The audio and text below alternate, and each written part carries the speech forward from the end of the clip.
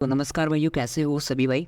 आज मेरे चैनल की पहली वीडियो है और पहली वीडियो मैं बना रहा हूँ त्रिभुज के ऊपर। ठीक है, आज से मैथमेटिक्स की शुरुआत कर रहे हैं, अपने चैनल की शुरुआत कर रहे हैं। अगर क्लास अच्छी लगे तो लाइक कर देना सभी भाई मिलके। एंड आज का जो टॉपिक होने वाला है, एक्सरसाइज आपकी 7th है, मतलब 9th क्लास की एक्सरसाइज 7 त्रिभुज। ठीक है, 9th क्लास की एक्सरसाइज 7 त्रिभुज की बात करने वाले हैं आज। एंड इसको पूरा एक्सप्लेन करेंगे, मतलब आपका कोई भी डाउट नहीं रहने दूंगा। पूरा मतलब आपको एग्जांपल दे दे के समझाऊंगा कि कैसे होता है, कैसे काम करता है, क्या इसके रूल्स होते हैं, सब कुछ पूरा एक्सप्लेन करेंगे। ठीक है, तो सबसे पहले हम बात करने वाले हैं कि त्रिभुज किसे कहते हैं, है ना। त्रिभुज सबको ही पता होता है वैसे तो, लेकिन थोड़ा सा मैं बता देता हूँ। ठीक है, त्रिभुज किसको कहते हैं। अब देखो, कोई भी 3 डॉट हो, ठीक है, कोई भी 3 डॉट मान लेते हैं हम, कोई भी कहीं पे भी मान लो चाहे। ठीक है, 3 डॉट है, 3 बिंदुओं को मिला दें। ठीक है, रेखाखंड के द्वारा 3 बिंदुओं को मिला दें तो उनसे जो आकृति बनेगी ना, 3 बिंदुओं को मिलाने पे जो आकृति बनती है ना, तो उसको क्या कहते हैं, हम त्रिभुज कहते हैं। तो ये वाला क्या है, त्रिभुज है। जैसे ये वाला, यानी कि जिसमें 3 बिंदु हो और बीच में क्या, सीधी रेखा हो, तो इसको क्या है, त्रिभुज कहते हैं। ये तो सबको ही पता है भाई। ठीक है, त्रिभुज के बारे में कौन नहीं जानता, त्रिभुज के बारे में हर बच्चा जानता है। तो 9th क्लास की जो एक्सरसाइज है 7, उसकी बात कर रहे हैं, त्रिभुज। ठीक है, तो 9th क्लास का पूरा सिलेबस कवर करेंगे, उसके बाद 10th का भी सिलेबस कवर करेंगे। आप कमेंट करना कि कौन सा टॉपिक पे आपको वीडियो चाहिए। ठीक है, कमेंट करके ज़रूर बताना सभी भाई। ओके, सभी भाई को क्या करना है, कमेंट करना है, बताना है मुझे कि आपको किस टॉपिक पे वीडियो चाहिए। जैसे त्रिभुज हो गया, उसके बाद अगर आपका 9th 10th का कोई और भी है तो वो भी आप बता सकते हो कि भाई इस टॉपिक पे वीडियो बनाओ। ठीक है, तो उस टॉपिक पे मैं वीडियो बना दूँगा। तो इसमें सबसे पहले हम बात करते हैं सर्वांग समता की, यानी कि सर्वांग समता क्या होती है। हम देखो समझो, सर्वांग समता किसे कहते हैं, पूरा डिटेल से आपको बताता हूँ। ठीक है, हाँ, कोई भी त्रिभुज जिनकी क्या भुजाएं समान हो, यानी कि जिनके पूरा का पूरा क्षेत्रफल, आयतन सब कुछ समान हो। ठीक है, उनकी भुजाएं भी बराबर हो, उनके कोण भी बराबर हो, सब कुछ बिल्कुल सेम कॉपी हो। यानी कि अगर एक त्रिभुज को दूसरे त्रिभुज के ऊपर रख दें, एक त्रिभुज को अगर दूसरे त्रिभुज के हम ऊपर रख दें तो क्या है, ये नीचे वाला क्या दिखना नहीं चाहिए, बिल्कुल कवर हो जाए। अब ऐसा नहीं है कि छोटा हो और ये बड़ा ऊपर इसके रख दें तो कवर हो जाए, ये चीज़ नहीं। इसको इसके ऊपर रखें तो भी कवर हो, इसको इसके ऊपर रखें तो भी कवर हो। जैसे कि हम समझते हैं, देखो जैसे कि एक एग्जांपल ले सकते हैं, थोड़ा सा रुकना। ठीक है, जैसे कि हम एक एग्जांपल ले सकते हैं कोइंस का। ठीक है, अब ये कोइंस हैं। ठीक है, अब ये कोइन है एंड इसके ऊपर देखो ये वाला सेम दूसरा कोइन है। अब इसको हम सर्वांग सम कह सकते हैं। क्यों कह सकते हैं, क्योंकि अगर इसको इसके ऊपर रखें ना तो ये नीचे वाला बिल्कुल भी नहीं दिखता। ठीक है, अब चाहे इसको इसके ऊपर रख दो तो भी नहीं दिखता। यानी कि इनकी क्या है, इनकी त्रिज्या वगैरह सब कुछ समान है, यानी कि बिल्कुल सेम है। ठीक है, इनका आकार भी सेम है, इनका आकार भी सेम है, इनकी आकृति भी सेम है, और इनकी भुजाएं, जो सब कुछ भुजाएं भी सेम है। ठीक है, तो इसलिए इनको क्या कहेंगे, सर्वांग सम कहेंगे। इसी प्रकार त्रिभुज का होता है। त्रिभुज में एक सर्वांग सम कैसे होता है, यानी कि एक त्रिभुज हमने ये वाला मान लिया, ये वाला एक कोई त्रिभुज है, और एक त्रिभुज ये वाला है। ठीक है, 2 त्रिभुज मान लिया मैंने, ए बी एंड सी। इसको मानते हैं हम एफ जी एंड एच। ठीक है, 2 त्रिभुज मान लिया मैंने। अब देखो भाई, सर्वांग सम कब होते हैं, मानो इसकी ये जो लंबाई है ना, ए बी की लंबाई 3 सेंटीमीटर है, ये 4 है और ये 6 है। ओके, ये 3 4 6। अब इसकी मैं क्या मान रहा हूँ, इसकी मैं मानता हूँ यहाँ पे ये 3 है, ये 3 है, इसके बाद ये वाले 4 है, ये 6 है। तो बताओ क्या ये सर्वांग सम है या नहीं, दोनों त्रिभुज। थोड़ा सा सोचो एंड कमेंट करके बताओ। ठीक है, कमेंट कर दिया होगा, अभी मैं बताता हूँ। ठीक है, देखो ये दोनों त्रिभुज क्या सर्वांग सम है, क्यों है, क्योंकि देखो ये वाली भुजा इसके बराबर आ गई, ये वाली भुजा इसके बराबर है और ये वाली भुजा इसके बराबर है। अगर हम इस त्रिभुज को घुमा दें, थोड़ा सा रोटेट कर दें, ठीक है, एक बार रोटेशन कर दें, इसको रोटेट कर दें और ये वाली भुजा नीचे कर दें, ये वाली भुजा नीचे कर दें, ये वाली साइड में आ जाएगी, ये इस साइड आ जाएगी, यानी कि कुछ ऐसा दिखेगा ये। बिल्कुल सेम दिखेगा। तो जी यहाँ पे आ गया, एफ यहाँ पे आ गया, एच यहाँ पे आ गया, ये 4 और ये क्या है 3 और ये 6, आया समझ, ये 3 6 और 4। तो ये क्या सर्वांग सम हो चुका है। देखो इसके बिल्कुल इक्वल दिख रहा है ना अभी, हमें पहले नहीं दिख रहा था लेकिन अभी क्या दिख रहा है। तो आपको घुमा फिरा के देखना है, त्रिभुज को सेम होना चाहिए, तो वो क्या सर्वांग सम होगा। अब इसके कुछ नियम भी होते हैं, क्योंकि क्वेश्चंस इनके द्वारा हम घुमा घुमा के कोई आकृति तो दी नहीं होती है क्वेश्चंस में।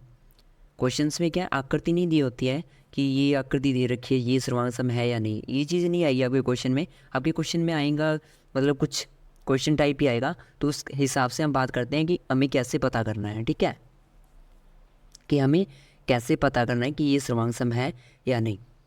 तो चलो सबसे पहले मैं एक रूल लिखता हूँ, सर्वांग समता का नियम, ठीक है, सर्वांग समता के नियम, सर्वांग समता के नियम, ठीक है। इसमें 2-3 रूल होते हैं, ठीक है, 2 मानो मेन 2 रूल है। तो सर्वांग समता का जो पहला रूल है SAS, यानी कि जिसमें क्या हो, S का मतलब पहला हो गया भुजा, फिर आएगा कोण, फिर आएगा भुजा, समझे। यानी कि कोई भी त्रिभुज है, जैसे ये मान लें हम, ठीक है, 2 त्रिभुज मान लेते हैं, 2 त्रिभुज मान लिए। अब इसमें क्या है, ये पहली भुजा यानी कि भुजा, इसकी भुजा इसके समान होगी, ओके, क्या है, ये वाली भुजा इसके समान है। अब इसके ये उसके बाद आएगा कोण, यानी कि ये वाला कोण इसके समान हो, ठीक है। उसके बाद अगेन ये वाली भुजा आ गई, तो ये वाली भुजा इसके समान हो, यानी कि पहली भुजा एक भुजा के समान, दूसरी भुजा दूसरी भुजा के समान, एंड नेक्स्ट वाला जो कोण है वो भी समान हो। अब ये और ये भुजा हो और ये कोण हो तो फिर अलग हो जाएगा, ठीक है, फिर अलग सिस्टम है, फिर ये सर्वांग सम नहीं होगा। इसमें क्या होना चाहिए, 2 भुजाएं हो, उनके मध्य का कोण दूसरी त्रिभुज उसके भुजाएं और मध्य के कोण के बराबर हो, आया समझ।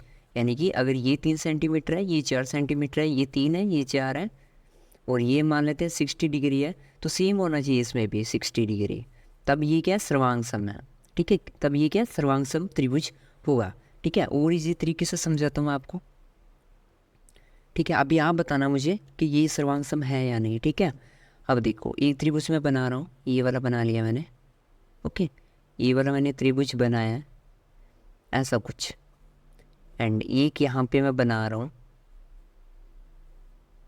सेम सही बनाते हैं थोड़ा सा, ओके, ठीक है। तो ABC, अब ये 3 सेंटीमीटर है, ये 4 सेंटीमीटर है, ठीक है। अब इसमें ये 3 है, ये 4 है, एंड ये 90 डिग्री का कोण है, आपको दिख ही रहा है 90 डिग्री, ये भी 90 डिग्री का कोण है, ये 5 सेंटीमीटर है, ठीक है। एंड FGH मान लो इसको, FGH। अभी आपको बतानी क्या ये सर्वांग सम है या नहीं, कमेंट करके बताना सभी भाई, सभी भाई क्या कमेंट करके बताएंगे कि क्या ये सर्वांग सम है तो क्यों है, अगर नहीं है तो क्यों नहीं है, ठीक है। बताओ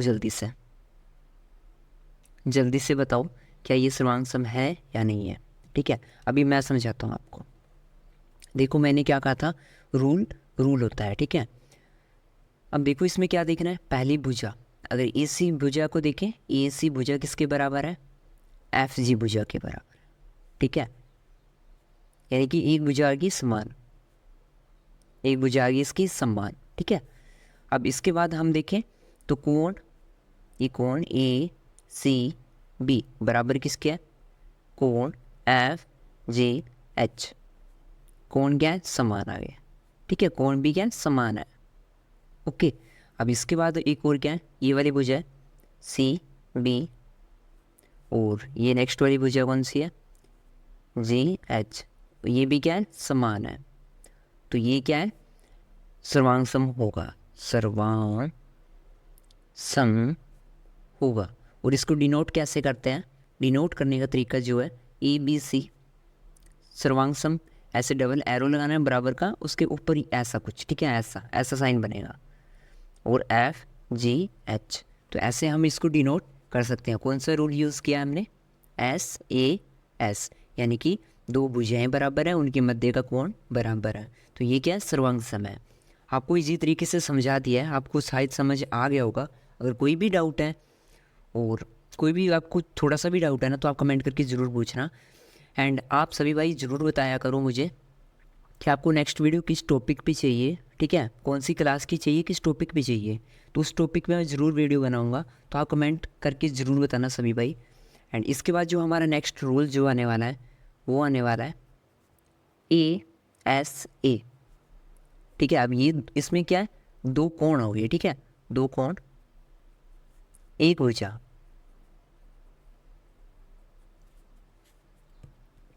ठीक है, दो कोण हो गए एक भुजा होगी। अब देख लो, ये एक भुजा बना दी मैंने और एक यहाँ पे मैं कोई भुजा बना रहा हूँ, ये वाली, ठीक है, ये वाली भुजा बना दी। अब इसकी जो लंबाई है मैंने 5 सेंटीमीटर ले ली है, इसकी भी मैंने 5 ही ले ली है, ठीक है, दोनों की समान लंबाई ली है मैंने। अब यहाँ से मैं 30 डिग्री का एक कोण काट रहा हूँ, ठीक है, यहाँ से ये 30 डिग्री का कोण बना लिया मैंने, ये 30 डिग्री का कोण बनाया मैंने। यहाँ से एक और कोण बना रहा हूँ, कितने डिग्री का बनाऊँ बताओ, ये मैं बना रहा हूँ, ये 60 डिग्री का मैंने कोण बना दिया इसमें। ये पहले 30 डिग्री का, अभी 60 डिग्री का। सेम यहाँ से कुछ कर रहा हूँ ऐसा ही, यहाँ से एक 30 डिग्री का कोण मैंने कट किया 30 डिग्री का, एंड यहाँ से मैंने एक 60 डिग्री का कोण कट कर लिया, ठीक है, चाप लगा दिया। मतलब ये चाप लगाते हैं ना हम प्रकार द्वारा से, प्रकार से या डी से, तो उसके थ्रू मैंने ये कोण बना लिए दो, ठीक है। अब आपको बताना है क्या ये सर्वांग सम है या नहीं, ठीक है, खुद का माइंड यूज़ करो। अब इसमें देखो भाई, कोई भी त्रिभुज है ABC, ये FGH, ओके। अब देखो इसमें एक चीज़ देखनी है हमें कि अगर ये वाला कोण समान है, आप ना प्रैक्टिकल करके देखा करो खुद, आपको इजीली समझ आएगा। अगर ये भुजा समान है और ये कोण भी समान है, ठीक है, ये भुजा मैंने ले ली नीचे, ठीक है, और ये अगर कोण समान है, ये वाले कोण फिक्स कर, मतलब अगर ये 30 डिग्री पे मैंने झुका दिया इसको, ठीक है, इसको 30 डिग्री पे झुका दिया इस दरवाजे को, ये वाला 30 डिग्री मान लो आप, ठीक है, तो क्या ये लंबाई और ये लंबाई और दूसरी त्रिभुज का सेम ही ऐसा ही करें तो दोनों की समान नहीं होगी क्या, बताओ मुझे, समान नहीं होगी क्या, बता दो। क्योंकि ये 60 डिग्री पे है तो 60 डिग्री पे एंगल तो इतना ही बनेगा ना, सेम ही, और ये 30 डिग्री पे है तो इतनी दूरी होगी, ठीक है। तो ये भुजा और ये भुजा, इस भुजा और इस भुजा, ठीक है, यानी कि ये वाली भुजा जो है इस भुजा के समान होगी, ये वाली भुजा इस भुजा के समान होगी, यानी कि ये क्या होगा, सर्वांग सम होगा। आया समझ, आपको समझ आ गया शायद आप सभी भाइयों को। देखो ये क्या होगा, सर्वांग सम होगा। और ये कौन सा रूल हमने यूज़ किया है, ASA, ठीक है, ASA रूल का यूज़ किया हमने और इसको क्या सर्वांग सम सिद्ध किया है, मतलब बनाया है सर्वांग सम। अब इसके बाद बात करते हैं हम, एक रूल और होता है इसी के अंदर होता है, ठीक है, ये जो दो कोण वाला रूल है ना, इसी के अंदर एक रूल आता है, मतलब इसी के अंदर हम लिख लेते हैं EAS। अब देखो इसमें क्या होता है कि कोई भी त्रिभुज है, जैसे मान लो ये वाला त्रिभुज मैंने बना दिया यहाँ पे, एंड एक यहाँ पे मैं बना रहा हूँ कोई भी त्रिभुज, ओके। अब इसमें क्या है, ये वाला कोण 60 डिग्री माना है मैंने, ये वाला भी 60 डिग्री मान रहा हूँ मैं, नहीं 70 करते हैं इसको, आपको कन्फ्यूज़न होगा वरना, ठीक है। अब इसमें मैं ये वाला 60 मान लिया, ये 70 डिग्री, एंड इसके बाद जो भुजा है ये 5 डिग्री है, ये 5 मतलब 5 सेंटीमीटर है। अब देखो इसमें क्या है कि दो कोण, पहले कोण आया, उसके बाद कोण आया, उसके बाद भुजा आ गई, यहाँ पे भी कोण भुजा, यानी कि ऐसा कुछ रूल हो कि दो लगातार कोण बराबर हो, उसके बाद एक भुजा बराबर हो, दो कोण बराबर हो, एक भुजा बराबर हो, तो ये क्या है, सर्वांग सम होगा। हो सकता है ये कोण ये भुजा बराबर ना हो सकता है ये वाली भुजा बराबर, ठीक है, कोई भी भुजा होनी चाहिए, दो कोण बराबर हो जाए उसके बाद एक भुजा बराबर हो जाए, तो ये भी क्या सर्वांग सम ही होगा, ओके। है समझ आपको, यानी कि दो कोण बराबर आ जाए, ये वाले दो कोण बराबर आ जाए इसमें, और एक भुजा बराबर आ जाए, तो ये क्या, ये भी सर्वांग सम ही होगा। ठीक है। अभी आपको एक क्वेश्चन देता हूँ मैं, ठीक है, बताना मुझे सर्वांग सम है या नहीं, ठीक है। देखो दिख रहा है ना आपको, तो आपको ये बताना है कि क्या ये सर्वांग सम है या नहीं, ठीक है। अब इसमें मैं थोड़ा सा आपको बता देता हूँ क्या चीज़ है। देखो मैंने ये यहाँ पे कर दिया कि ये वाली भुजा इस भुजा के बराबर है, ये वाली भुजा इस भुजा के बराबर है, ठीक है। अब अगर ये 3 सेंटीमीटर है तो ये भी 3 सेंटीमीटर है, ये 4 है तो ये भी 4 है। तो बताओ क्या ये दोनों कोण सर्वांग सम होंगे या नहीं, बताइए, जल्दी से कमेंट करो जल्दी से।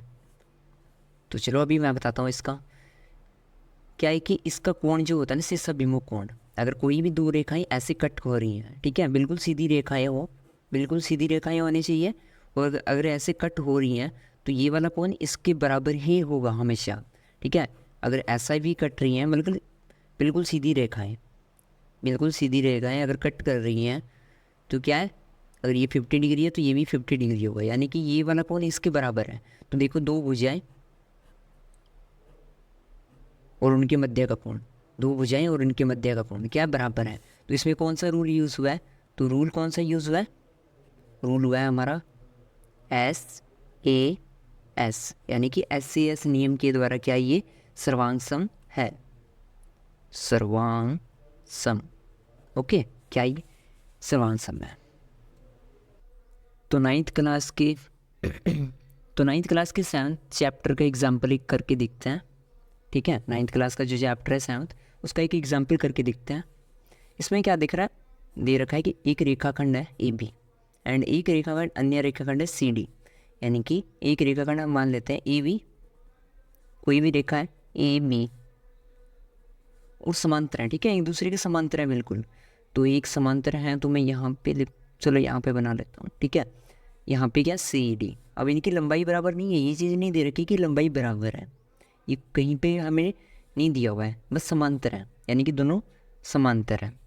अब देखो एक और दे रखा है और रेखाखंड AD का मध्य बिंदु है, यानी कि AD, अब ये AD है, ये रेखाखंड AD है, ये है ना, ये इसका एक मध्य बिंदु दे रखा है हमें, मिड पॉइंट दे रखा है O दे रखा है हमें एक, O दे रखा है हमें एक मिड पॉइंट, यानी कि मध्य बिंदु दे रखा है। अभी हमें क्या है, त्रिभुज AOC, यानी कि इनको मिलाना तो पड़ेगा ना, तो एक रेखाखंड हम एक और खींच लेते हैं यहाँ से, क्योंकि हमें त्रिभुज ज्ञात करना है, तो ये वाला, ठीक है, ऐसा कुछ बना लिया है मैंने। तो देखो हमें क्या ज्ञात करना है कि AOC, AOB और DOC क्या सर्वांग सम है, ये हमें सिद्ध करना है, ठीक है। तो सबसे पहले एक मुझे बताओ, एक रूल होता है, नहीं ये चीज़ तो ये कोण तो आपको पता ही है बराबर होंगे, है ना, शीर्षाभिमुख कोण है, ये हमें अभी बात की है कि शीर्षाभिमुख कोण क्या हमेशा बराबर होते हैं। तो कोण क्या है, ये हम चीज़ लिख लेते हैं EOB इज इक्वल्स टू कोण COD, क्या समान होंगे क्योंकि शीर्षाभिमुख कोण है, शीर्षाभिमुख कोण है, ठीक है। ये क्या शीर्षाभिमुख कोण है, तो क्या ये बराबर होंगे, ठीक है। तो एक कोण बराबर हो चुका है, अभी हमें क्या क्या करना है, और ये रेखा बराबर है, ठीक है, क्योंकि ये मिड पॉइंट है। अगर किसी भी पॉइंट का कोई मिड पॉइंट हो,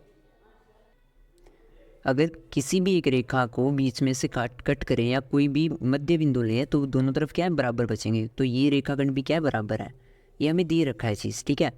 तो OB बराबर क्या है OC, ठीक है, तो ये क्या है बराबर है, ओके, ये भी क्या है बराबर है। अभी हमें क्या है, एक और कोई भी एक या तो एक रेखा बराबर कर लें या एक कोण बराबर कर लें। तो एक रूल होता है, आपने देखा होगा कि जो जेड आकार बनता है ना, जेड आकार, यानी कि अगर दो रेखाएं क्या दो समांतर रेखाएं हैं ना, तो अगर इन दो बिंदुओं को मिला देना कहीं पे भी, ठीक है, अगर दो रेखाएं हैं और उनके दो बिंदुओं को मिला देना तो इनकी जो मध्य कोण बनेगा ना वो समान होगा, ठीक है। अगर ये समान रेखाएं दे रखी हैं और इनकी अगर इन कोणों को मिला दें तो इनके मध्य जो कोण बनेगा ना जेड आकार में जो कोण बनता है, समांतर रेखाओं को मिलाने पे जो जेड आकार में कोण बनता है वो क्या बराबर होता है, तो ये वाला कोण इस कोण के बराबर होगा।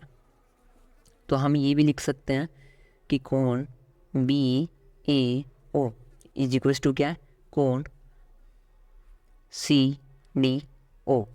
ये भी क्या है, ये क्या होता है भाई, इसका नाम होता है एकांतर कोण होता है, ठीक है, ये होता है एकांतर कोण।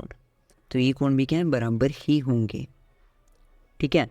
तो इस रूल से कौन सा रूल हो गया, तो देखो ये वाला कोण हो गया, एक कोण, दो कोण और एक रेखा, यानी कि पहले तो हम सर्वांग सम लिख लेते हैं, त्रिभुज ए ओ बी सर्वांग सम किसके हैं, त्रिभुज डी ओ सी। अब कौन सा रूल यूज़ किया हमने, ए एस रूल, यानी कि पहले दो कोण आ गए, एक ये वाला कोण आ गया, एक ये वाला कोण आ गया, उसके बाद एक भुजा आ गई, ठीक है। तो ये क्या सर्वांग सम है।